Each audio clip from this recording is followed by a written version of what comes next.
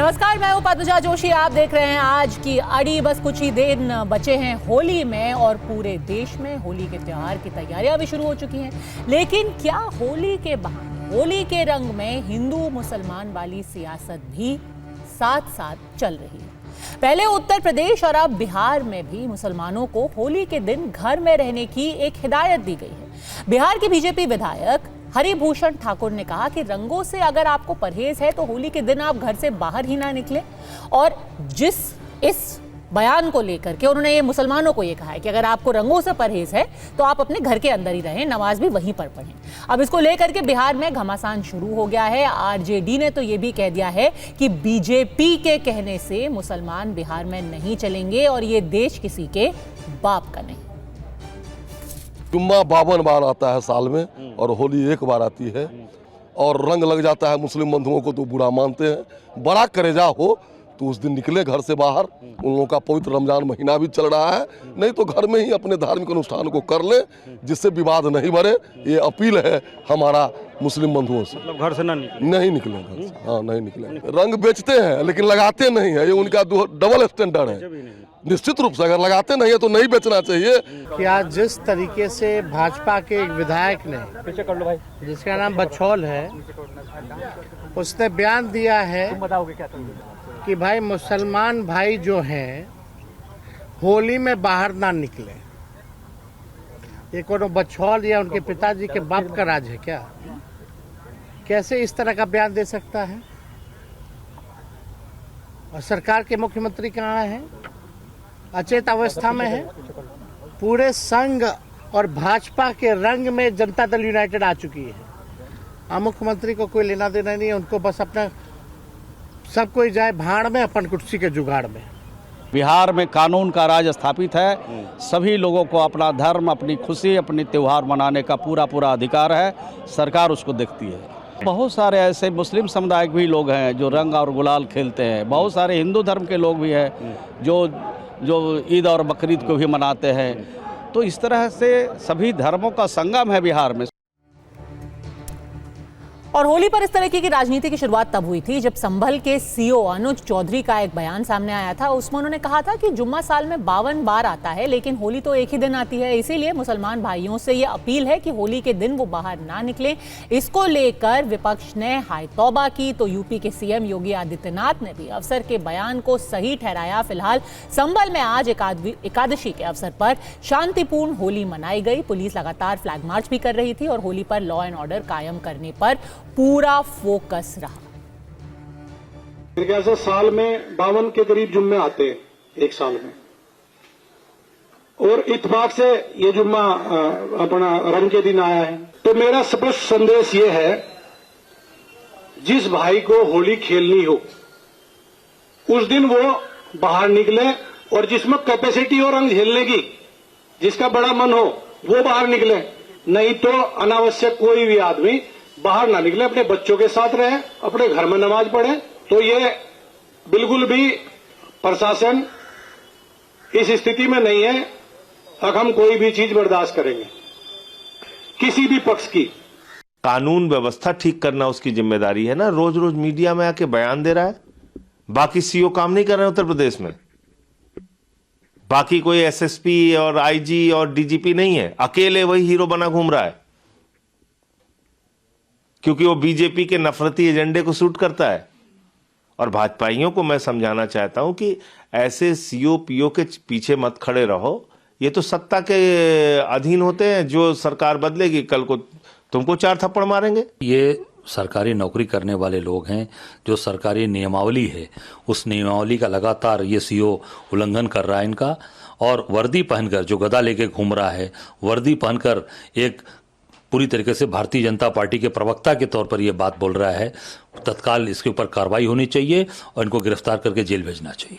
कि ये योगी राज में जंगल राज चल रहा है। जंगल राज, इस जंगल राज से लड़ने के लिए मैं समझता हूं कि सबको एकजुट होना पड़ेगा। धार्मिक आज़ादी को छीना जा रहा है, कोई पूछने वाला नहीं है। पुलिस और सरकार के मुख्यमंत्री की भाषा एक जैसी हो रही है। उससे स्पष्ट होता है कि उत्तर प्रदेश में जंगल राज है और उत्तर प्रदेश में लोकतंत्र की हत्या की जा रही है। सरकार से जवाब मांगने की मुख्यमंत्री क्या कर रहे हैं?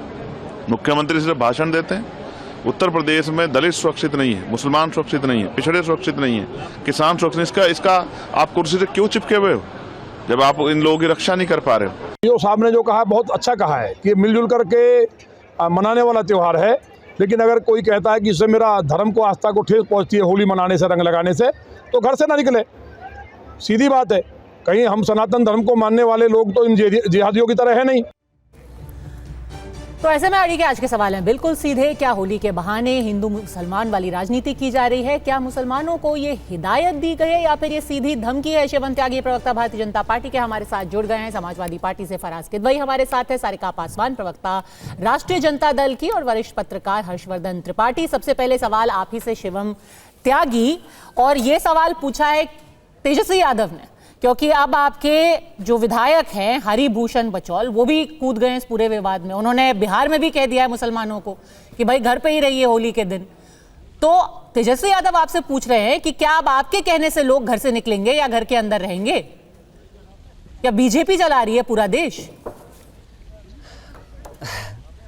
तेजस्वी यादव ने कहा कि बिहार जो है विधायक का नाम लेते हुए उनका या उनके बाप का नहीं है, तो बिहार तेजस्वी या तेजस्वी के बाप का भी नहीं, किसी के भी बाप का नहीं। मैं कहता हूँ सबका है, वहाँ की जनता का है, वहाँ के लोगों का है, वो किसी के बाप का नहीं है। बिल्कुल ठीक बात है। जहाँ तक बात कानून व्यवस्था की, त्यौहार मनाने की है, मैं कहता हूँ कि ये एक सौहार्द का ही मैसेज है कि आप जो है किसी तरह की चीज़ों में ना फंसें। अगर रंग से आपको परहेज़ है तो आप रंग से बचें या फिर वहाँ से ना निकलें। और दूसरा, इसी दूसरे पक्ष को भी कहा गया कि अगर कोई व्यक्ति रंग लगवाना नहीं चाहता तो उसके पास ऊपर रंग ना डालें, उसके ऊपर भी कार्रवाई की जाएगी। क्या बुराई है इसमें? इस देश में होली हो, दिवाली हो, ईद हो, बकरीद हो, सब साथ मिलकर ऐसे ही तो मनाई जाती हैं, कोई किसी तरह की परेशानी नहीं है। लेकिन संभल में जो स्थितियां पिछले कुछ लंबे समय से रही हैं, ये जिम्मेदारी है पुलिस की, पुलिस अधिकारियों की, वहां पर जिला चलाने वालों की, कि वहां पर शांति रहे, समन्वय रहे, सौहार्द रहे, आपस में कोई किसी तरह की तनातनी ना हो, त्योहार अच्छे तरीके से मनाया जाए। जहां तक बात सच और झूठ की है तो फैक्चुअली बात वो बिल्कुल ठीक है कि साल में जुम्मा 52 बार आता है, बिल्कुल आता है। तो होली एक बार आती है, बिल्कुल आती है। मैं मानता हूं कि कोऑपरेशन दोनों ही तरफ से, दोनों ही समाज की तरफ से दिखाया जाना चाहिए और चीजें बेहतर रहे और शांति से त्योहार मनाया जाए। इसमें किसी को क्या परेशानी है? तो मुसलमानों के होली खेलने से आपको कोई आपत्ति नहीं? लोगों को इस बात, क्योंकि लोग कह रहे हैं कि आप मुसलमानों से कह रहे हैं कि भाई होली में निकलो ही मत, आप इसमें भाग ही मत लो, आप दूर रहो हमसे। नहीं, इसमें कहा गया कि जो रंग नहीं लगवाना चाहते, जिनको रंग लगवाना पसंद नहीं है, जिनको रंग से दिक्कत है, जिनको रंग से नफरत है, जिनको होली पसंद नहीं है, जो होली के रंग डलने के बाद वहां पर स्थितियां खराब कर देते हैं या फिर ऐसी कोई दो समाज के बीच में आपस में लड़ाई झगड़े की स्थितियां बन जाती हैं, उनके लिए है ये। ठीक है, होली खेलनी आइए, स्वागत है भाई, कहां परेशानी है? ठीक है। सारिका पासवान जी, तो अगर किसी को रंग से नफरत है तो उससे बचाव रहना ही चाहिए। हाँ, ये सामाजिक सौहार्द के लिए एक संदेश है, तो इस पे राजनीति किस बात की? आपको खेलना है, आप खुल के आइए, भले से आप हिंदू, मुस्लिम, सिख, ईसाई कुछ भी हो। अगर आपको ऐतराज है तो आप दूर रहिए। देखिए पद्मजा जी, भारतीय जनता पार्टी की तो हमेशा से ही रूह में ही है कि वो मुसलमानों से इतनी नफरत करते हैं कि जब तक वो दो तीन बातें मुसलमानों के खिलाफ ना बोल दे, धर्म विरोधी बातें ना बोल दे, तो इनको तो उनका दिन ही नहीं कटता है। देखिए अभी भाजपा के एक नेता बोल रहे थे मुसलमानों को जिहादी, यानी तमाम मुसलमानों को वो जिहादी की श्रेणी में रख रहे थे। और अभी शिवम जी बोल रहे थे कि किसी की बाप की नहीं है, तो मैं शिवम जी को बताना चाहूंगी ये हिंदुस्तान के आपकी बाप की नहीं है, हम सबकी है और सबों का खून शामिल है इस आजादी की मिट्टी में। बिल्कुल ठीक बात है। तो कोई अगर सहमत हूं मैं आपकी बात करे, कोई अगर बांटने की कोशिश करता है ना, तो कतई ये बर्दाश्त नहीं किया जाएगा। और बिहार के संदर्भ में हम कहें तो हर एक मुसलमान के पीछे 10-10 हिंदू खड़े हैं उनकी रक्षा के लिए। तो कोई चाहेगा ना कि रंग के पीछे अगर वो कोई राइट्स कर दें, तो ये तो नहीं होने वाला है, कम से कम बिहार में नहीं होना। और ये बहुत बड़ी चेतावनी जो है ना, वो तेजस्वी यादव जी ने कह दिया है और दे दिया है। बिहार वो भूमि है ना जहां इसके पहले भी राष्ट्रीय अध्यक्ष हमारे लालू प्रसाद यादव जी ने ऐसे लोगों को जवाब दिया है और आने वाले ऐसे लोगों को हम खड़े। सारिका जी, इसमें तो कह रहे हैं कि अगर आपको तकलीफ है तो आप दूर रहिए। इसमें बांटने की या धमकाने की या किसी को पीड़ित करने की बात किधर से आ रही है? वो तो उल्टा कह रहे हैं आप पीड़ित ना हो इसलिए आप घर पे रहिए। पद्मजा जी, ये साफ दिखाई दे रहा है इनकी भाषा से कि कह रहे हैं जिहादी, ऊपर से कह रहे हैं निकलो मत, दिन गिन रहे हैं कि इतने दिन तो मुसलमानों का नमाज और रोजे की दिन होती है, एक दिन होली का होता है। मैं नहीं जाती हूँ इन सब बातों में। अगर मैं गिनवाना शुरू करूं पद्मजा जी तो हरिभूषण जी ने जिहादी बोला है। माफ कीजिएगा, मैंने नहीं सुना। क्या उन्होंने, हरिभूषण जी ने बोला है कि जिहादियों को दूर रहना चाहिए? नहीं, ये यूपी के भाजपा के नेता ने ये बात कही है। तो दो अलग अलग चीजें ना। अभी तो हम होली को लेकर के बात कर रहे हैं कि होली के संदर्भ में उन्होंने साफ साफ कहा है, जो संभल में सीओ ने बोला है वही यहां पर हरिभूषण जी ने बोला है कि हम नहीं चाहते आपको किसी भी तरीके की दिक्कत हो, कोई गलती से भी आपके ऊपर रंग ना डाल दे आपको। और ये सिर्फ मुसलमानों को ही, किसी को भी। भाई कई लोगों को पसंद नहीं है कि मेरे ऊपर पानी डाला जाए, तो मैं घर पे रहती हूँ क्योंकि मुझे गीली होली नहीं अच्छी लगती। एक ऑफिसर वर्दी पहन करके लिटरली आप एक पीसी कर रहे हैं और तमाम मुसलमानों को थ्रेटनिंग वाले भाषा का इस्तेमाल कर रहे हैं। वो तो दिख रहा है, उनकी बॉडी लैंग्वेज और उनकी भाषा से पूरी स्पष्ट है। दिख रही है कि वो भाजपा की विचारधारा के तले वो ऑफिसर काम कर रहा है। जो यूपी की स्थिति है, हिंदू और मुसलमानों से कितनी नफरत है यूपी के मुख्यमंत्री जी को, और उनके इशारे पे वहां के पदाधिकारी किस तरीके का काम कर रहे हैं, वो तो साफ दिख रहा है। ठीक है, ये बॉडी लैंग्वेज से नफरत झलक रही है हर्षवर्धन जी। तो क्या ये सच में सलाह है या धमकी है? एक किसी को वेल्ड वार्निंग आती हो आपके पास? एक बार अपना ओपनिंग कमेंट दे दे, तो कहते ना दबे शब्दों में बट एक धमकी दे दी है हर्षवर्धन जी। देखिए पद्मजा, सबसे पहले तो ये कि दो उदाहरण से मैं शुरू करूंगा। एक उदाहरण अभी तुरंत का है, जब भारत की टीम चैंपियन बन गई और विराट कोहली मोहम्मद शमी की मां के पैर छूते हैं और उनकी मां उसी तरह से लाड दुलार करती हैं जैसे वो अपने बेटे को करती हैं। एक उदाहरण हमारे शहर प्रयागराज का है, जहां जब ये कहा जा रहा था कि मुसलमानों को एंट्री नहीं है, तो मोहम्मद कैफ जमुना जी में छलांग मार देते हैं और उनके पिताजी कहते हैं कि अरे यहीं तो तैरे सीखे है, ये थोड़ा डूब जाए, यहाँ जमुना जी तो सिखाएंगे सब। अब उस देश में अगर एक वर्ग कोई तैयार हो जाता है मुसलमानों के बीच में, उनको रसखान तब याद नहीं आते हैं और वो कहता है कि रंग लगने से हमारा ईमान खत्म हो रहा है, हमारे दीन पर असर पड़ रहा है, तो ये तो अच्छा होगा ना कि ऐसे लोग होली से उस समय दूर रहें। वर्दी में कोई अधिकारी, उसकी भाषा कैसी हो सकती है, इस पर बिल्कुल सवाल खड़ा होना चाहिए। और किसी भी वर्दी में या कोई भी जो अधिकारी है, उसको अपनी भाषा में हिंदू मुसलमान या कोई भी ऐसा कम्युनल टच दिखता हुआ भी नहीं होना चाहिए। लेकिन क्या यह सच नहीं है कि ऐसे ढेर सारे मौके आते हैं? हम जब ये बात कर रहे हैं, अभी क्या हुआ भाई, मध्य प्रदेश के महू में हुआ क्या? चैंपियंस ट्रॉफी भारत की टीम जीत गई, लोगों ने विजय जुलूस निकाला, क्यों मस्जिद के सामने ये स्थिति आ गई कि वहां तोड़फोड़ हो गई, आगजनी हो गई, एक दूसरे से मारपीट की नौबत आ गई? ये तो बहुत बुरा है। और हमें तो ध्यान में नहीं कि होली के त्योहार पर कोई किसी को मना करे, लेकिन मना कब करना पड़ता है? जब इस तरह के लोग सामने आते हैं और कहते हैं कि रंग हमारी मस्जिद पे पड़ गया, ऊपर से नीचे तक तिरपाल लगा दो। क्यों तिरपाल लगाना भाई? अगर तिरपाल लग रहा है तो इसका मतलब कि एक वर्ग है और मुझे लगता है उनके प्रशिक्षण की जरूरत है। अगर वो रंग लगने से मुसलमान नहीं रह जा रहा है तो निश्चित तौर पर अगर उसके ऊपर रंग लगेगा तो उस दिन वो विवाद खड़ा करेगा। मैं फिर से कह रहा हूं, वर्दी में जो पद पर बैठा अधिकारी है उसकी भाषा, उसने क्या कहा, इस पर बहस कीजिए, इस पर सवाल खड़ा होना चाहिए। लेकिन यह सच है कि हिंदू मुसलमान के बीच में अगर किसी वजह से झगड़ा हो रहा है तो झगड़ा बचाने की कोशिश, कानून व्यवस्था को ठीक रखने की। ठीक है, अनुज चौधरी की बॉडी लैंग्वेज और उनकी भाषा के बारे में इससे पहले कि शिवम त्यागी जवाब दे, आप बता दीजिए फराज किदवई कि सच में कई बार ऐसे झगड़े तो होता है। मैं कई बार देखती हूँ हर होली में एक ऐसा वर्ग होता है जो कहता है ये महिला जा रही थी मोटरसाइकिल पर, अचानक उसके ऊपर रंग पड़ गया, वो हैरेसमेंट हो गई, फिर 4 फैक्ट चेकर्स भी आ जाएंगे, वो कहेंगे इस एंगल से आया, उस एंगल से आया। तो ऐसी किसी को भी तकलीफ ना हो उसके लिए आप एक संदेश दे रहे हैं कि आप सौहार्द से पूरा दिन बीत जाए, इस वजह से इस बजे तक होली खेली जाएगी, आप इसके बाद नमाज पढ़ लीजिएगा। क्या ये गलत है? धन्यवाद पद्मजा जी। पद्मजा जी, आज आपसे रिक्वेस्ट है कि मुझे थोड़ा सा ज्यादा टाइम दे दीजिए, 1 मिनट एक्स्ट्रा दे दीजिएगा, क्योंकि मैं शुरुआत थोड़ा सा पीछे जाकर के करूंगा। हर्षवर्धन जी की कुछ बातों से मैं सहमत हूं और अभी मैं रेफरेंस दूंगा आपको कि एक बरेली के मौलाना साहब थे, उन्होंने मोहम्मद कैफ के ऊपर एक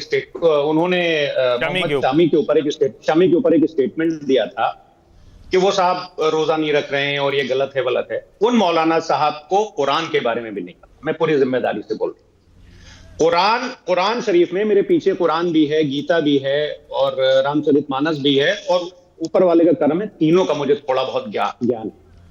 कुरान शरीफ में सूरह बकरा की आयत नंबर 185 में लिखा हुआ है साफ साफ पद्मजा जी कि अगर कोई भी आदमी बीमार है या ट्रैवल कर रहा है तो वो रोजे बाद में रख सकता है। इसका मतलब वो जो मौलाना साहब थे वो कुरान में लिखी हुई बात के खिलाफ जा रहे थे और अननेसेसरी का एक कंफ्यूजन पैदा कर रहे थे। ये वही मौलाना साहब हैं जिन्होंने कुंभ की जमीन को कहा था कि ये वक्फ की जमीन है, जिसको मैं पूरी तरह से कंडेम करता हूं। ऐसी बातों से बचना चाहिए पद्मजा जी। अब आगे बढ़ते हैं हम लोग थोड़ा। अभी जब बहस की शुरुआत हुई, प्रॉब्लम देखिए क्या है पद्मजा जी। प्रॉब्लम यह है कि हम लोग जब सब बहस कर रहे होते हैं तो फौरन बाप दादा से ही शुरुआत करते हैं, तो उसमें कुछ कंस्ट्रक्टिव चीजें नहीं निकलती।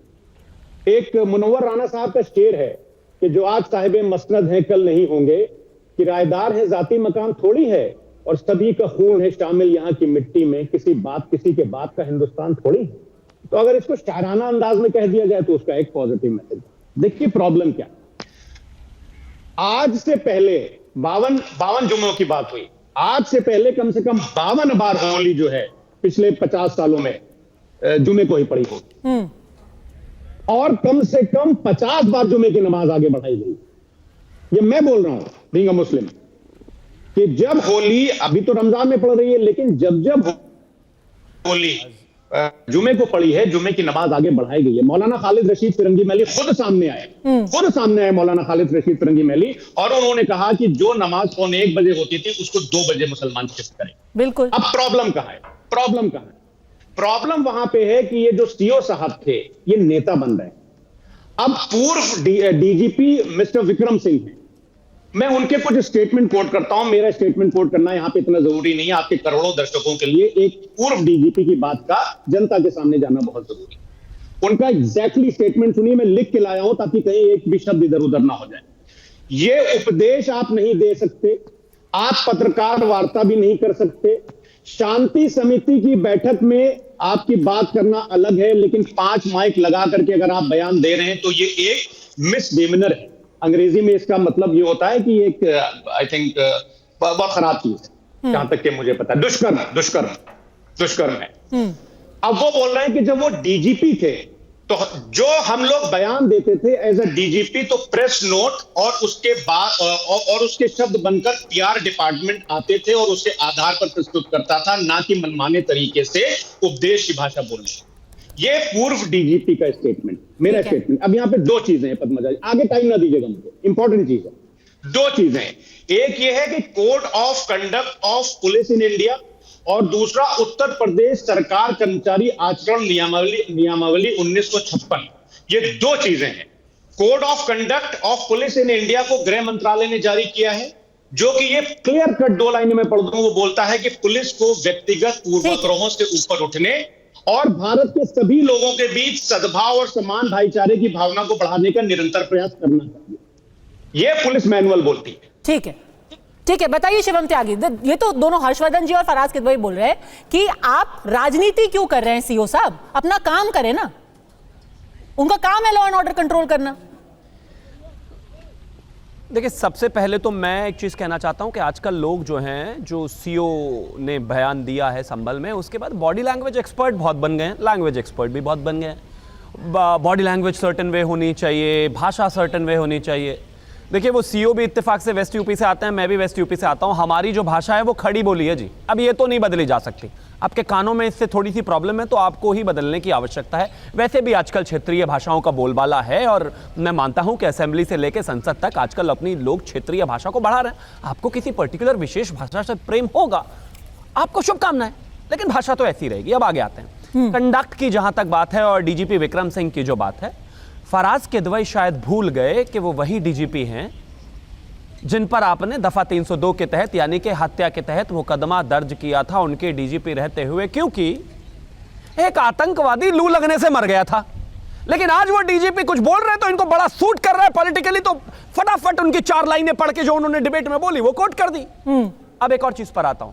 मैं मानता हूं कानून व्यवस्था विषय है पुलिस का और उनका अधिकार है। हाँ, जाहिर है मैं टेक्निकलिटीज में नहीं जा सकता क्योंकि मैं उसका जानकार नहीं हूं। कंडक्ट क्या है वो जाहिर है, वो तमाम लोग वो बैठकर तय करेंगे, लेकिन इतना तय है कि वहां पर जो बातें बोली गई हैं वो बहुत ही शीशे की तरह साफ हैं और इसमें कहीं कोई दिक्कत है ही नहीं। आप मुझे ये बताइए ना। और एक और चीज इन्होंने कही कि वो ईद के दिन जो है पहले, मतलब रमजान में, या फिर यूं कहिए कि खास तौर पर शुक्रवार के दिन, जुम्मे के दिन पहले भी बहुत बार होली हुई है, आराम से हुई है, बिल्कुल ठीक बात है। लेकिन इस तरह की तमाम चीजों पर दिक्कतें भी हुई हैं, ये भी इस देश का इतिहास है।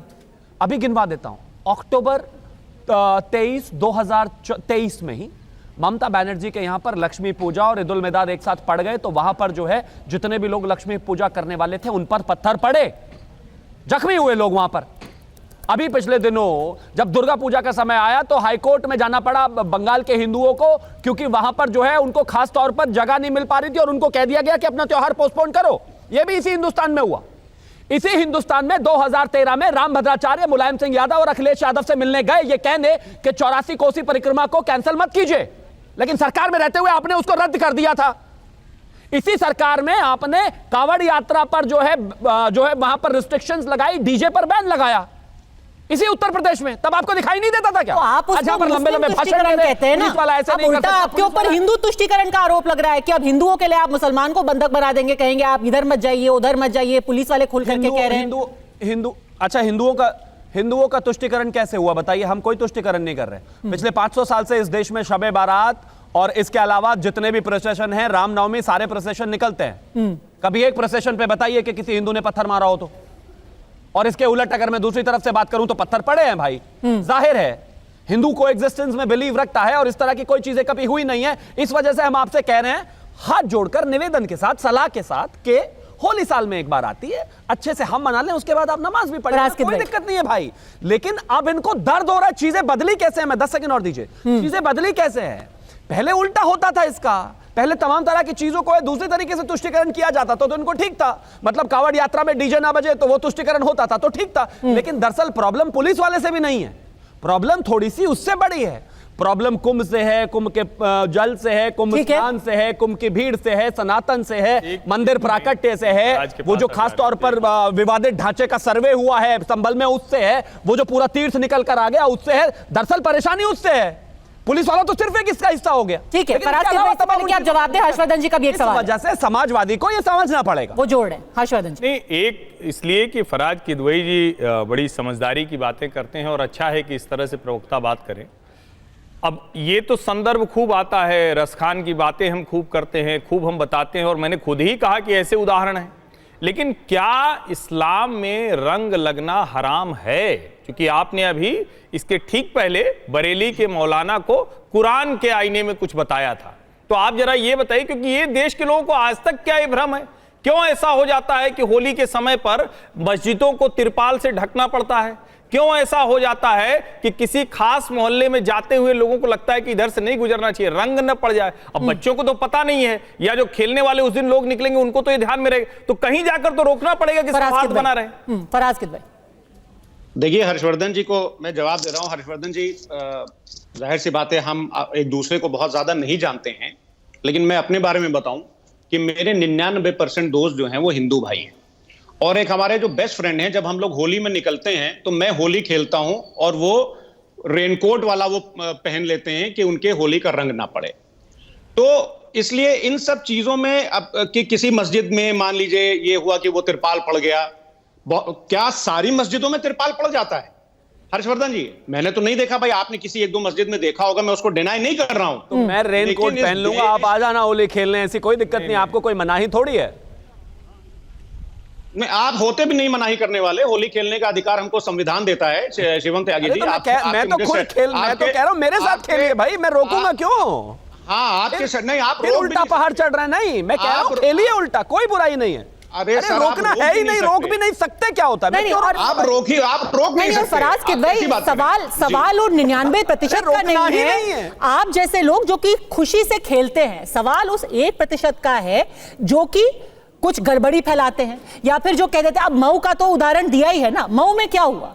मऊ में होली को लेकर के नहीं हुआ बवाल, पर वहां पर सिर्फ भारत माता की जय के नारे लग रहे थे, पत्थरबाजी शुरू हुई, बवाल हो गया। अब दोबारा होली के दिन ऐसा ना हो कि कोई रंग खेल रहा हो, किसी पर रंग पड़ गया, वहां पर कुछ शुरू हो जाए, इसीलिए इस तरीके का आपको हिदायत दी गई है। पद्मजा जी, देखिए आपने 1% की बात करी, आप शायद सुन नहीं पाई।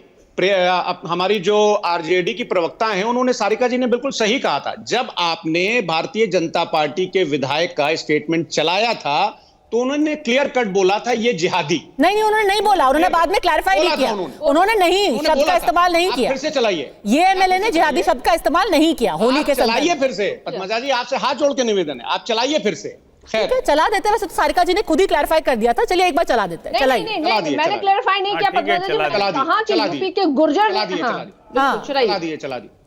चलाइए उनका, चला दीजिए। मैं कहां से चलाऊं, आप चलाइए। नहीं, मैं आपसे नहीं बोल रही हूँ, प्लीज चला दीजिए। बार आता है साल में और होली एक बार आती है और रंग लग जाता है मुस्लिम बंधुओं को तो बुरा मानते हैं। बड़ा करेजा हो तो उस दिन निकले घर से बाहर। उन लोगों का पवित्र रमजान महीना भी चल रहा है, नहीं तो घर में ही अपने धार्मिक अनुष्ठान को कर ले, जिससे विवाद नहीं बढ़े। ये अपील है हमारा मुस्लिम बंधुओं से। मतलब घर से तो जहां तक हरिभूषण ठाकुर का सवाल है, उन्होंने ये नहीं कहा कि वो जिहादी है इसलिए उनको नहीं आना। नहीं, हरिभूषण ठाकुर जी ने ये बात नहीं कही थी पद्मजा जी। यूपी के समगुर्जर का जो आपने स्टेटमेंट दिखाया था, उनका स्टेटमेंट दिखाया जिसमें उन्होंने क्लियरली कहा था जिहादी शब्द का इस्तेमाल उन्होंने मुसलमानों के लिए किया था और यही असल पहचान है इनकी। ठीक है, नंदलाल गुर्जर ने क्या बोला होली को लेके, वो भी चला दीजिए। नंद किशोर गुर्जर, हाँ साहब ने जो कहा बहुत अच्छा कहा है कि मिलजुल करके मनाने वाला त्योहार है। लेकिन अगर कोई कहता है कि इससे मेरा धर्म को, आस्था को ठेस पहुंचती है होली मनाने से, रंग लगाने से, तो घर से ना निकले। सीधी बात है, कहीं हम सनातन धर्म को मानने वाले लोग तो इन जिहादियों की तरह है नहीं। बताइए शिवम त्यागी, इसको लेकर क्या ऐतराज है? और सुन लीजिए पद्मजा जी, और सुन लीजिए। अब देखिए अपनी कन्वीनियंस, अपनी हाँ मैं बोलूं? नहीं, आप मत बोलिए, आप सुप्रीम कोर्ट नहीं है, आप हाई कोर्ट ही है। जिस तरीके से मुझे ही बोलना है, उनको अपना पक्ष रखना पड़ेगा ना। अगर उनके विधायक ने बोला है, आप कह रहे हैं कि नफरत वाली भाषा है, उनको एक अपना पक्ष बताना पड़ेगा कि क्यों किस तरीके की भाषा का इस्तेमाल हो रहा है। Thank you. देखिए मुझे तो एक चीज समझ में नहीं आई कि अपनी कन्वीनियंस के हिसाब से शब्द और शब्दावली कैसे बदल जाती है। ये तो लोग कहते हैं कि जिहादी तो अच्छा शब्द है, जिहाद करना चाहिए। ऐसा मैंने सुना है 10 बार कम से कम मुस्लिम प्रवक्ताओं से कि जिहाद तो अच्छा शब्द है, इस देश में गरीबी के खिलाफ, बेकारी के खिलाफ, बेरोजगारी के खिलाफ जिहाद करना चाहिए देश के, मतलब ये तमाम चीजें। अब कह रहे हैं कि जिहादी बुरा शब्द है। भाई मुझे नहीं पता था, मैं मानता हूं कि ऐसा हो कि विधायक महोदय को वो जिहाद शब्द, जिहादी शब्द जो है वो अच्छा शब्द लगता है। भाई ये तो मायना तो यही बताएंगे, क्योंकि इस्लाम के जानकार यही है। मैं तो हिंदू हूं, लेकिन मैंने जितना सुना है हमेशा कहते हैं कि भाई जिहाद तो अच्छा ही शब्द होता है। खैर मैं पॉइंट पर आता हूं, विषय बहुत साफ है। आप असेंस पर अगर जाना चाहते हैं तो असेंस यही है कि होली सौहार्दपूर्ण मने, चाहे उत्तर प्रदेश हो, चाहे बिहार हो, चाहे मध्य प्रदेश हो, कहीं पर भी इस तरह की स्थितियां खराब नहीं होनी चाहिए। कानून व्यवस्था बेहतर रहे। हाँ, भाषा में जरूर आपको लग सकता है कि इसकी बॉडी लैंग्वेज ठीक नहीं है, इसकी बॉडी लैंग्वेज ठीक है, उसकी बात ठीक नहीं है, लेकिन ऑल एंड ऑल सिर्फ इतना ही है कि सब चीजें सौहार्द सहित मने। लेकिन आपको इतनी दिक्कत क्यों है, आपको इतनी नाराजगी क्यों है? और एक बात और उठी कि वो खास तौर पर जो है पुलिस की वर्दी पहनकर भगवान के हनुमान जी की गदा लेकर चल रहे थे, ये कहा गया। अखिलेश यादव जी, मुलायम सिंह यादव जी और उनके बराबर में पैरे में बैठे हुए एक आईपीएस अधिकारी की पिक्चर गूगल कर लीजिएगा, मिल जाएगी, वरना मैं भेज दूंगा फराज के द्विवेदी। सारिका पासवान, नेताओं से बेहतर है कि भगवान की शरण में जाए। हाँ, उनका जो कंडक्ट है वो माना जाना चाहिए। शिवम त्यागी कह रहे हैं असली तारीफ किसी और चीज से है। सारिका पासवान, नहीं पद्मजा जी, अभी शिवम जी बड़ा जिहादी का अलग अलग तरीके से डिफाइन कर रहे थे। देखिए, और इन्होंने कहा भी, मैं नहीं बता रहा भाई, मैंने तो जो अपने मुस्लिम क्षेत्र से आते हैं, यूपी के जिस क्षेत्र से आते हैं वहां बड़ी खड़ी बोली बोली जाती है, बड़ी कड़ी बोली बोली जाती है। हमारे बिहार में भी जानते हैं एक शब्द होता है लतखोर, और लतखोर उन जैसे लोगों के लिए शब्द इस्तेमाल किया जाता है ना, जो बार बार एक ही गलतियां करते हैं और तब तक करते हैं जब तक उन पे लात और जूतों की बौछार ना हो। और जब लात और जूतों की बौछार होती है ना, तो वो सीधा बोलना शुरू करते हैं। एक शब्द होता है हमारे बिहारी में, ये ठेठ शब्द जनरली इस्तेमाल किया जाता है। और मुझे लगता है शिवम जी लगातार जिस तरह से उन्हीं लोगों की तरह भाषा का इस्तेमाल कर रहे हैं, अपने मतलब से, अपने तरीके से चरितार्थ कर रहे हैं, और ये कह रहे हैं सुप्रीम कोर्ट और हाई कोर्ट बने हुए, और ये कह रहे हैं अपना जजमेंट दे रहे हैं कि मंदिर के जब बगल से गुजरता है अगर कोई अपने जुलूस को लेकर के, तो भी मुसलमानों की गलती होती है। मस्जिद की तरफ से अगर जब कोई हिंदू अपने जुलूस को लेकर के निकलते हैं, तब भी मुसलमानों की तरफ से गलत होती है। तब तो उनको सीधा सीधा बोला जाता है कि उनकी गलती है। रामनवमी पे कितनी ही बार हुआ है, बंगाल से लेकर के मध्य प्रदेश तक, जहां पे पे बोला गया भाई पत्थरबाजी इसलिए हुई क्योंकि आप जय श्री राम के नारे लगा रहे थे, ये तो आप अपनी सुविधा के हिसाब से बोल रही है सारिका जी। ये बात तो किसी से छुपी नहीं। पद्मजा जी 10 सेकंड जिरा के थी कि गलती पद्मजा जी, की 10 है सेकंड। तो वो मुसलमानों की है। मैं बीच में नहीं बोला, लेकिन मुझे 10 ठीक है 10 सेकंड शिवम त्यागी, हमेशा मुसलमानों को ही गलत बताया जाता है। पहुंच जाते हैं कि गलती मुसलमानों की निश्चित रूप से कुछ हो ही नहीं सकता है। लेकिन मैं कहना चाहती हूँ फिर से पुनः मैं अपनी बातों को दोहराना चाहूंगी, कोई अगर समझता है कि ये हिंदुस्तान मैं इनके बीच में नहीं किसी बाप की है तो किसी बाप की नहीं है, ये हिंदुओं की भी है, मुसलमानों की भी है, सिखों की भी है और ईसाइयों की भी है। और अगर कोई सौहार्द के बीच में पद्मजा जी मुझे समय दीजिएगा।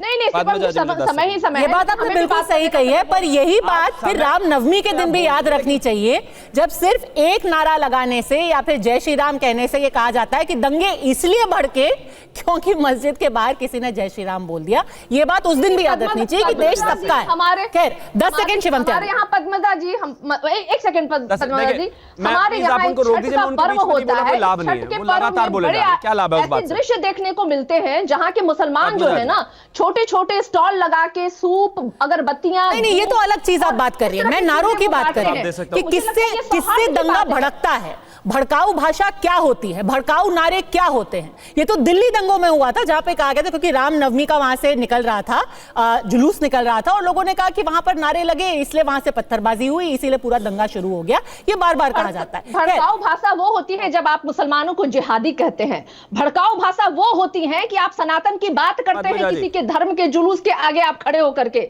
भड़काऊ भाषा वो होता है जब कोई अजान पढ़ रहा है तो आप लाउड स्पीकर पे जय भारत माता के और जय हिंदुस्तान के नारे लगा रहे होते, क्योंकि आपकी मंशा जो होती है ना देशभक्ति की नहीं होती। भारत माता की जय भी भड़काऊ भाषा है आपके हिसाब से? नहीं मैं कह रही हूँ आपकी मंशा बहुत बढ़िया, बहुत बढ़िया, शाबाश, बहुत बढ़िया। भारत माता की जय भड़काऊ भाषण है भाई, वाह। आरजेडी वालों बहुत बढ़िया।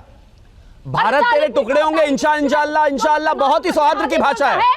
भारत माता की जय भड़काऊ भाषा है। मुझे 10 सेकंड चाहिए पद्मजा जी, मैं बीच में बोलूंगा नहीं। हिंदुस्तान की बहन और बेटियों की इज्जत लूटता है ना, वो शिवम तिवारी आप लोग हो, वो भारतीय जनता पार्टी है। हिंदुस्तान और भारत माता की जय, अब ना नाम सही पता है ना बात सही पता है, भाषण नहीं है, ये आरजेडी का मंच नहीं है। आपका नाम जान करके मैं कुछ नहीं कहूंगी, आरजेडी का मंच तो एक सेकंड इससे पहले कि आप जवाब दें, सारिका जी आपने बहुत बड़ी बात कह दी।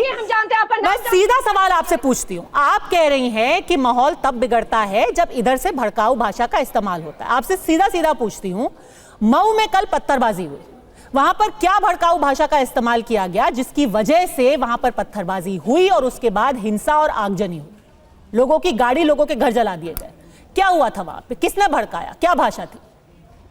देखिए पद्मजा जी, मऊ में जो कल घटना हुई, ना मैं वहां थी और ना आप वहां थी। शुरुआत कहां हुई, क्यों हुई और किस तरीके का नाम और रंग दिया गया, बात वहां होनी चाहिए, किन कारण से वह नहीं। लेकिन क्या हुआ, सामने अखबारों में और खबरों में क्या आ रही है कि भाई जश्न मना रहे थे लोग जीत की, वहां मुसलमानों को यह तकलीफ हुई। जिस तरीके का भाषा का इस्तेमाल अभी भाजपा के किस चीज का जश्न मना रहे थे? भारत की जीत का जश्न मना रहे थे भाई। भारत कोई धार्मिक जश्न थोड़ा ना था, वो भारत की जीत का था जश्न। वही तो मैं कह रही हूँ, किसे ऐतराज हो सकता है भारत की जीत पे? वही तो पूछ रही हूँ मैं। ऐतराज है ना हिंदुओं को ऐतराज है, जिन्होंने पत्थर मारे उन्हें ऐतराज है, पार्टी को है, जिन्हें पत्थर मारे उन्होंने ऐतराज है, जिन्होंने पत्थर मारे मऊ में उन्हें भारत की जीत से ऐतराज है, जिन लोगों ने सर फोड़े उनको ऐतराज है। मना रहे हैं मस्जिद हो या मंदिर, उसके सामने भारत की जीत की तारीफ क्यों नहीं हो सकती? भारत माता की जय के नारे क्यों नहीं लग सकते? क्या दिक्कत है आपको भाई, क्या दिक्कत है आपको भारत माता की जय के नारे से? जीत पे बिल्कुल लग सकते हैं नारे, ऐसे ही लगेंगे नारे। और क्यों नहीं लगने चाहिए नारे भाई?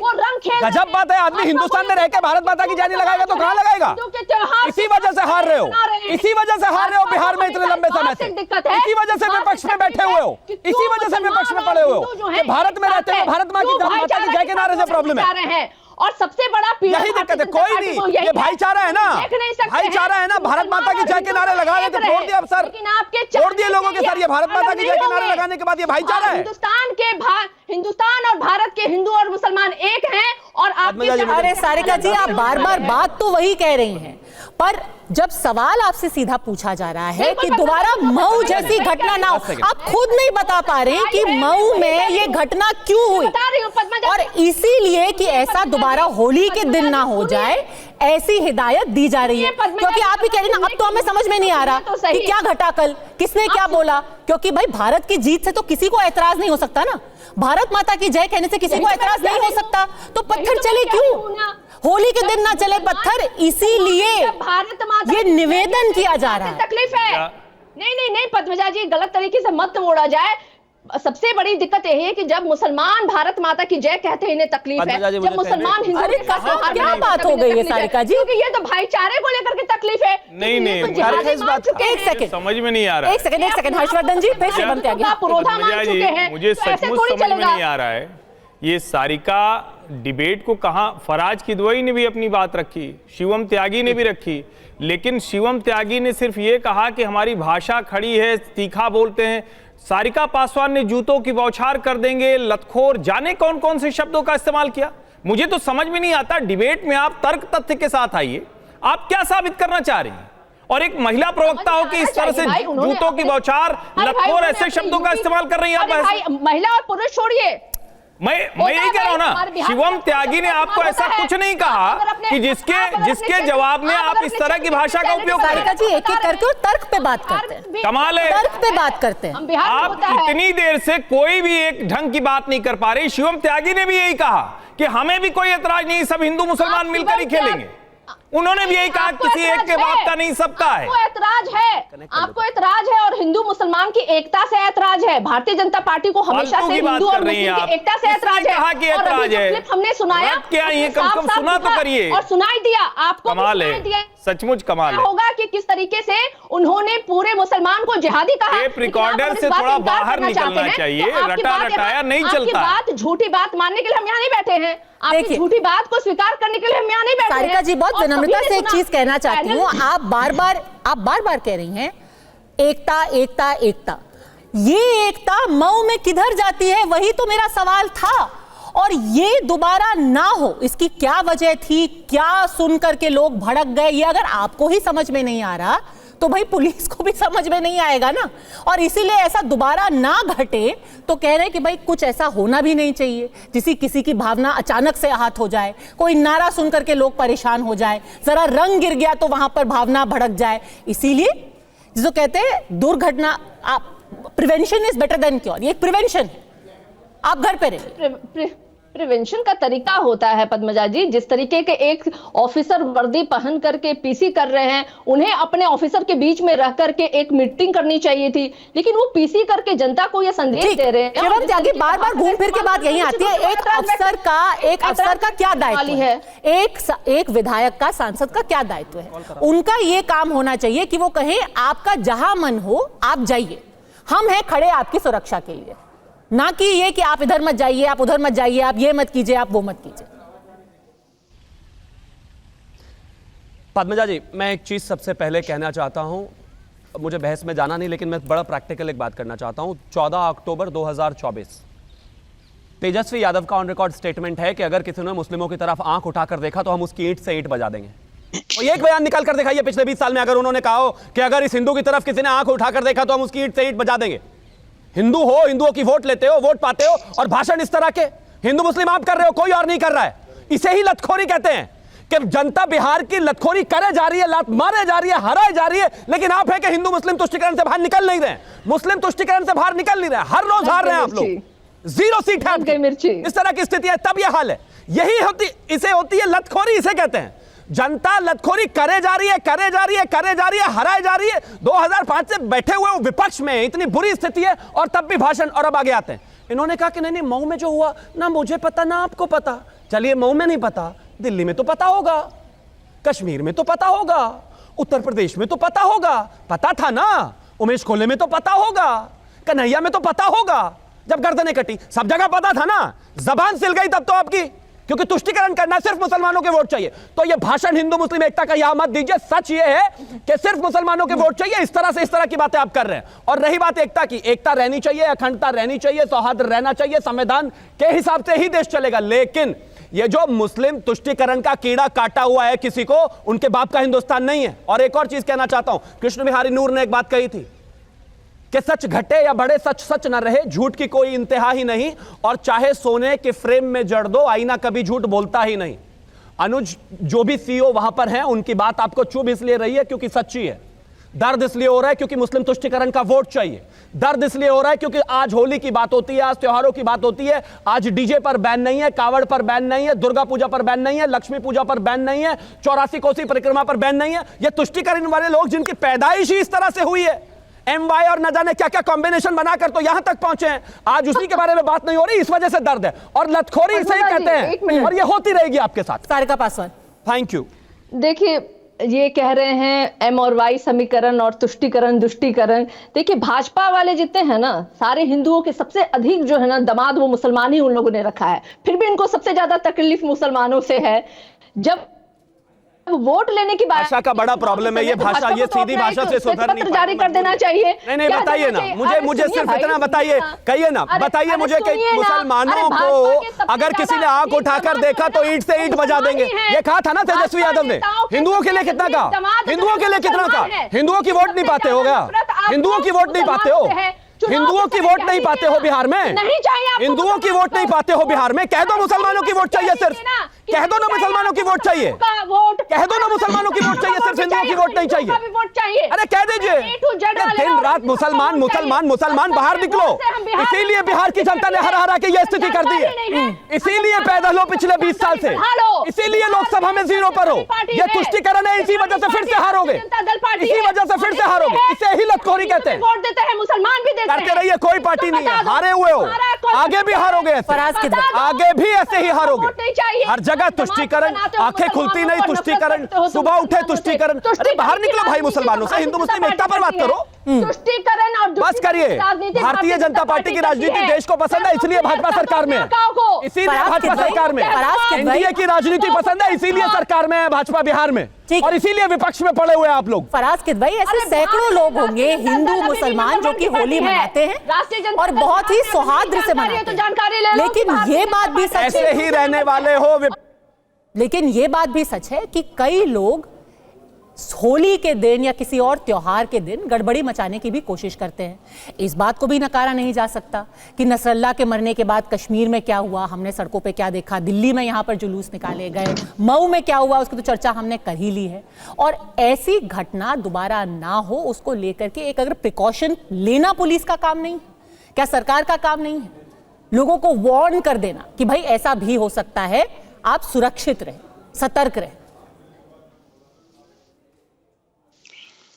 देखिए पद्मजा जी, आप बिल्कुल सही बोल रही हैं और हर जगह ये कुछ एलिमेंट्स होते हैं, हर जगह, हर सोसाइटी में, हर सेगमेंट में जो कुछ ना कुछ डिस्टर्बेंस करने की कोशिश करते हैं। शिवम त्यागी जी का अगर आप कभी डिबेट सुनिएगा तो सारिका जी से जब वो डिस्कशन कर रहे थे तो कम से कम 200 बार उन्होंने मुसलमान मुसलमान मुसलमान मुसलमान, इतना मतलब इतनी नफरत। बोलो मुसलमान मुसलमान, हिंदुस्तान के नागरिक है भाई, बात करेंगे तो क्या दिक्कत है? भाई की बात कर रहा हूं, उनकी, सुनिए, अपने भाइयों की बात ना करूं मैं? सुनिए सुनिए सुनिए सुनिए सुनिए, अब क्या है कि अभी क्या भाई मुसलमान इस देश का हिस्सा है, बात करना गुनाह हो जाएगा क्या? मुसलमान बोल दिया तो मतलब क्या मेरा गला काट दोगे? गजब बात हो गई। अरे आपका पॉइंट क्या? आप करो हिंदू हिंदू 500 बार करो, मुझे कोई दिक्कत नहीं है भाई, आप मेरे। अब देखिए प्रॉब्लम कहां आती है, प्रॉब्लम वहां आती है पद्मजा जी, जब किसी प्रदेश के मुखिया, मैं खाली उत्तर प्रदेश की बात नहीं कर रहा हूं, या किसी भी आप कह सकती हैं कि संवैधानिक पद पे बैठा हुआ व्यक्ति अगर ऐसी बातें करे तो कावड़ यात्रा तो हम निकाल नहीं देंगे, लोगों ने कहा दंगा हो जाएगा, हमने कहा एक बार आर पार हो ही जाए, देखा जाएगा। सूबे का मुख्यमंत्री बोल रहा है कि कुछ लोगों ने कहा दंगा हो जाएगा, हमने कहा एक बार आर पार हो ही जाए, देखा जाएगा जो होगा। तो जब सूबे के मुख्यमंत्री ये बोलेंगे तो एडमिनिस्ट्रेशन के लोग जो सीनियर लेवल पर बैठे हुए हैं उनको क्या मैसेज मिलेगा? और आपको मैं एक बात बताऊं, माननीय मुख्यमंत्री जी ने भी 1.5 साल पहले एग्जैक्टली यही स्टेटमेंट दिया था कि साल में 52 बार जुमे आते हैं। अब मैं आपको सिर्फ एक चीज कोट करूंगा बस, क्योंकि शिवम त्यागी जी ने नहीं, पर आप कहना क्या चाह रहे हैं? जो योगी आदित्यनाथ ने बोला और जो अनुज चौधरी ने बोला और होली का, आपका क्या पॉइंट क्या है? मेरा मैं एक बार फिर से दोहरा दूं कि अनुज चौधरी ने पूरा कहा क्या है। जिसको खेलनी है वो बाहर निकले, जिसमें कैपेसिटी हो वो बाहर निकले। तो उन्होंने ये भी लोगों को कहा है कि भाई आप निकलिए, पर अगर आपको खेलना हो, अगर आप में कैपेसिटी हो रंग डालने की और रंग डलवाने की। देखिए पद्मजा जी, उसका इन्फ्रेंस है, उसके ऊपर तो पूरी किताब लिखी जा सकती है, लेकिन मेरा पॉइंट ये है जो आप बोल बट सर हमारे पास 5 मिनट है, तो आप थोड़ा जल्दी में बता दीजिए। हाँ जी, मेरा पॉइंट ये है कि जब किसी सूबे का मुखिया ये बोलेगा कि किसी ने कहा दंगा हो जाए, मैंने कहा एक बार हो जाए, आर पार देखा जाएगा तो जो होगा, तो उसका मैसेज जो डाउन द लाइन जाता है वो बहुत अच्छा नहीं जाता है। सिर्फ एक बात कह के मैं अपनी बात खत्म कर दूंगा। शिवम त्यागी जी, आपके एक आइडियोलॉग थे, मेरे पास ये किताब है, मैं कोई फर्जी बातें कभी नहीं करता हूं, इसके ये आरएसएस के ऊपर किताब लिखी हुई, इसके पेज नंबर 244 पर लिखा हुआ है, जो स्टेटमेंट में बोलने जा रहा हूं उसका हवाला है the Times of India 15 November 1990। Ashok Singhal ji कहते हैं कि if the Hindu sentiment sweep the whole country, the Muslims would realise that neither the police nor the government nor political parties would be able to save them from the wrath. तो जब इनके ideologues की यही ideology है, तो वही ideology Shivam Tyagi ji की होगी, वही उस सीओ की होगी और वही बाकी लोगों की होगी। मैं सिर्फ इतना कहना चाहता हूं। अच्छा, तो क्या प्यार से रहे हर्षवर्धन जी, बट आर पार की लड़ाई मतलब थोड़ा डरा ही रहे कि दब के रहो होली के दिन। तो नहीं, मुझे लगता है हर दंगाई को डर के रहना चाहिए। किसी भी दंगाई का दिमाग इतना नहीं खराब होना चाहिए, और शासन का इकबाल होता है, अगर वो इकबाल नहीं है तो दंगा होगा, जो उत्तर प्रदेश में भी होता रहा, देश भर में भी होता रहा। मुझे समझ में नहीं आ रहा है, अशोक सिंघल ने जो बयान दिया, वो ज्यादातर जो मुस्लिमों के बड़े नेता हैं वो बार बार कहते रहे कि इस देश का हिंदू सहिष्णु है, इसलिए इस देश में सब कुछ बचा हुआ है। ये बार बार कहते रहे, बड़े बड़े जो मुस्लिम नेता हैं वो कहते रहे, अशोक सिंघल भी वही बात कह रहे। उस कहने में आपने धमकी निकाल ली। वो ये थोड़ी ना धमकी दे रहे हैं कि इतने 15 मिनट के लिए छोड़ दो या 5 मिनट के लिए छोड़ दो। और मुझे समझ में नहीं आता कि अगर दंगाई के मन में डर पैदा करने की बात है तो इसमें कहां से गलत आ गई? क्या आप पक्के तौर पर ये मानकर बैठे हैं कि कोई विशेष ही जाकर दंगा करेगा? आप तो कह रहे हैं, इसी तरह से आप प्रस्तुत कर रहे हैं। ये तो फराज भाई ठीक नहीं है, ये तो आप बैड लाइट पे मुसलमानों को पेश कर रहे हैं, ये तो एकदम गलत है। पद्मजा जी, इसका मैं हिंदी में ट्रांसलेशन कर दूं कि ना ही तो सरकार और ना ही पुलिस कोई नहीं बचा पाएगा। अब इसके बाद भी अगर हर्षवर्धन जी, आप तो पढ़े लिखे आदमी है, बहुत बुद्धिजीवी आदमी है और आपको पता होगा इस स्टेटमेंट के बारे में, लेकिन मैं 2-3 चीजें आपको और बता दूं। पद्मजा जी, I'd like to comment, please. के जैसे उत्तर प्रदेश के मुख्यमंत्री शेखर कुमार यादव जी के स्टेटमेंट के साथ मिलकर खड़े नजर आते हैं, लेकिन उत्तर प्रदेश के माननीय मुख्यमंत्री जी को यह नहीं पता है कि 7 मई 1997 को restatement of values of judicial life को ऑलरेडी स्टैब्लिश किया जा चुका है। प्रॉब्लम यह है कि जहां पर भारतीय जनता पार्टी के जो सीनियर लीडर्स हैं, उनको यह लगता है कि अरे इसने तो बड़ा बांटने वाला बयान दे दिया, चलो उसके साथ खड़े हो जाओ। अब असम के मुख्यमंत्री जी क्या कहते हैं? संविधान की उन्होंने हाथ में लेकर के कसम खाई है ना। गिरिराज सिंह क्या बोलते हैं कि अगर कोई, लेकिन कमाल है, होली अच्छे से मने उसको छोड़कर अब आप बयानों पर जाएंगे, तब तो बड़ा बयानों पर तो किस बयान का संदर्भ है ना राज भाई, हर का रेफरेंस है ना, बिना रेफरेंस के तो कोई स्टेटमेंट बात की नहीं जा सकती। अच्छा, तो पद्मजा जी 10 सेकंड मुसलमानों की वजह से होते हैं, इसका क्या रेफरेंस है?